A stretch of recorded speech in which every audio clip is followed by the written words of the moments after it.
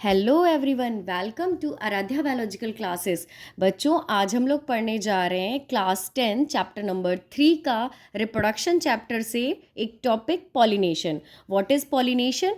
The transfer of pollen grains from anther of a stamen to the stigma of a carpel is called pollination. बच्चों, transfer होना, किसका transfer? Pollen grain का। Pollen grains कहाँ होते हैं? Anther में। Anther में प्रेजेंट होते हैं पॉलन ग्रेन्स का। पॉलन ग्रेन्स का ट्रांसफ़र होना स्टिग्मा तक, stigma of a carpel, female reproductive part तक ट्रांसफ़र होना ही क्या कहलाता है? पॉलिनेशन कहलाता है बच्चों। अब what is anther pollen grains, तो हमने आपको डायग्राम लास्ट वीडियो में एक्सप्लेन किया था। देखिए, ये जो अपर पार्ट है इसे हम एंथर कहते हैं। ये जो एंथर है, ये है, ये है, ये है, ये सब एंथर है। एंथर के अंदर बच्चों प्रेजेंट होते हैं पॉलन ग्रेन्स। पॉलन ग्रेन्स का स्टिग्मा तक जाना, मतलब यहाँ से यहाँ तक जाना ही क्या कहलाता है? पॉलन ग्रेन्स का ट्रांसफ़र होना एंथर से निकलकर स्टिग्मा तक, ये कहलाता है बच्चों हमारा पॉलिनेशन। ठीक है, ये हमारी पॉलिनेशन की डेफिनेशन है। अब देखते हैं टाइप्स ऑफ पॉलिनेशन। पॉलिनेशन दो तरह का होता है। First self pollination, second cross pollination. Self pollination क्या होता है बच्चों?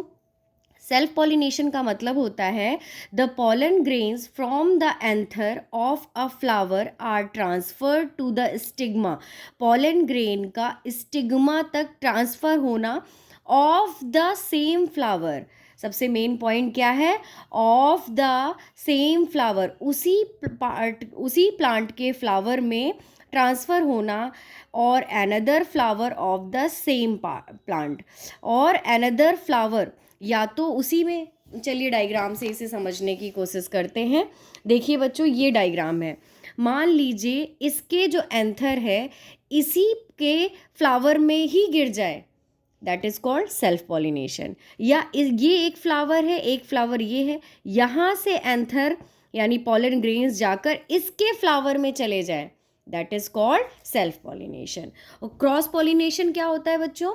इसका मतलब फर्स्ट प्लांट जो है आपका, प्लांट के पॉलन ग्रेन्स किसी दूसरे प्लांट के पॉलन ग्रेन्स में ट्रांसफ़र हो जाए, that is called cross pollination.